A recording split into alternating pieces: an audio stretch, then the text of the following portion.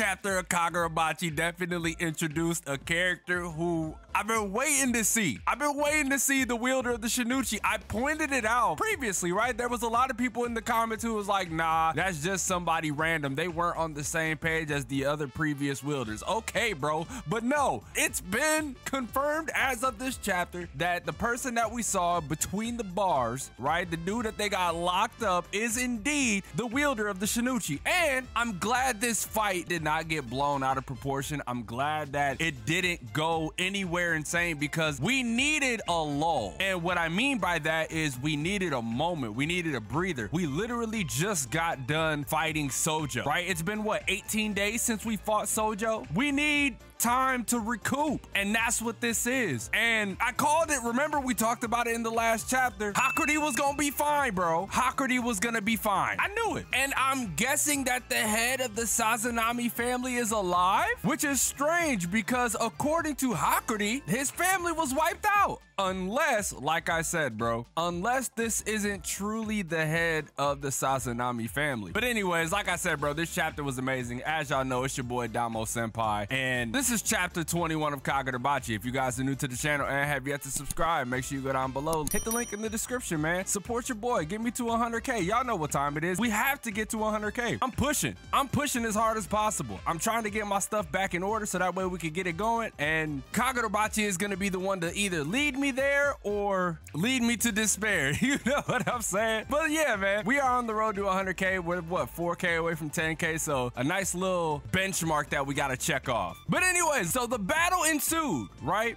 They had their little talk no jutsu moment and CHIHIRO was reassured because weirdly enough, HIYUKI was hell bent on killing CHIHIRO, and CHIHIRO had that inner dialogue that I was waiting for, right? Like he's learned what these enchanted blades can do when they're in the hands of the wrong person. He understands that he can't hesitate no more. He has to defeat evil and protect the weak, and he's got to master this. I lost my mind when I saw this panel, bro, because I'm like, sheesh, it's time. I'm like, yes, if we can call this a lull, then everything that we're gonna see afterwards leading into the auction, past the auction, and all of that is gonna be absolutely insane because these are the hero moments. You know, we always have hero moments in manga, always. And watching CHIHIRO finally get his hero moment, I was blown away because I'm like, it felt good. It didn't feel forced. It didn't feel rushed. It felt good. And he had to, right? He had to show off to HIYUKI like,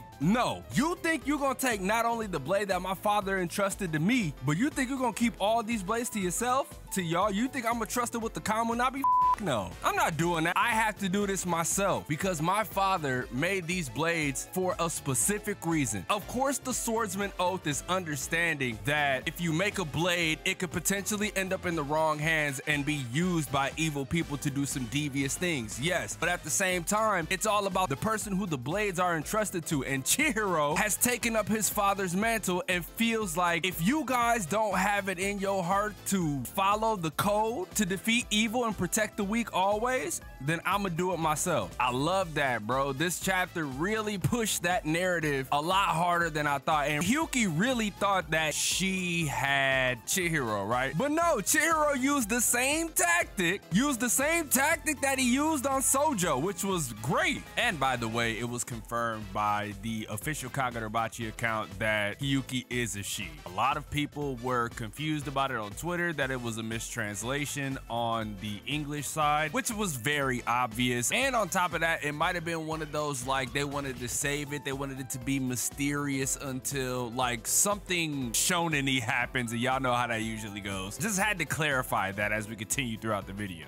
Even though HIYUKI stopped CHIHIRO just to smoke him with Flame Bone, CHIHIRO still dodged it because, you know, CHIHIRO's fast as hell. But the Zenkai boost is seeing HIYUKI saying, I can't do this unless you come at me for real. My life has to be on the line too. But HIYUKI is disobeying the head of the Kamunabi by doing this because I believe they said that HIYUKI couldn't kill him. Maybe I'm mistaken. Y'all can correct me in the comment sections if I'm wrong. And one of the really good parts of this is Tofku noticing like how good of a guy CHIHIRO is. Understanding that he really stands on business. I love that so much for CHIHIRO because that's going to be very important moving forward once CHIHIRO meets the other blade wielders, because obviously they more than likely really know about Chihiro. So now they're gonna get to see him grown. Anyways, let's get back on track, right? The fight ends because the barrier drops. And the barrier dropped due to the simple fact that Hakuri passed out. Hakuri passing out caused the force field to break, and Chihiro got the hell out of there, which was good, right? It's good because we didn't want to lock into an insane fight yet. We have to wait for that. And I'm glad because Tafuku pointed it out that HIYUKI did notice, right? HIYUKI noticed Chihiro's characteristics, which was dope. I like it. But like I said, that was not the most important part of this chapter, bro. The most important part of this chapter is who we got introduced to at the end, and that is the wielder of the Shinichi, and why this might be one of the scariest parts of the arc, because the wielder of the Shinichi looks like he's been starved, looks like he hasn't eaten at all. Why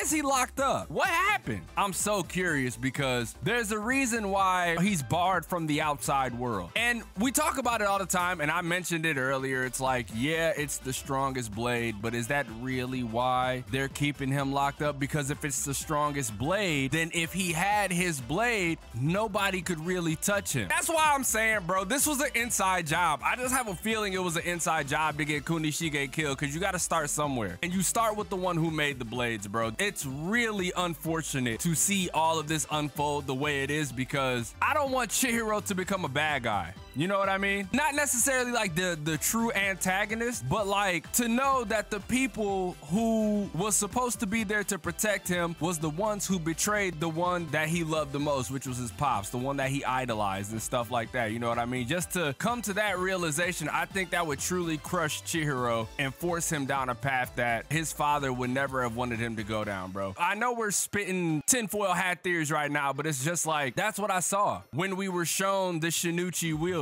Anyways, let me know what you guys thought about this chapter down below. Leave a like if you enjoyed, subscribe if you're new. Are you happy to see Hakuri alive? Are you happy to see that Chihiro and HIYUKI didn't kill each other? By the way, the look on HIYUKI's face tells me a lot. You know what I mean? Tells me a ton. I think HIYUKI really does understand that Chihiro is not like a real deviant, you know? I think so. But yeah, I'm looking forward to next week, bro. Can't wait to see what's gonna be introduced, what's gonna be talked about. I know y'all are looking forward to it. We will reconvene later on in the week, and until then, man, make sure y'all take care of yourselves and enjoy y'all weekend. It's your boy DomoSenpai, and I'll catch you guys in the next video.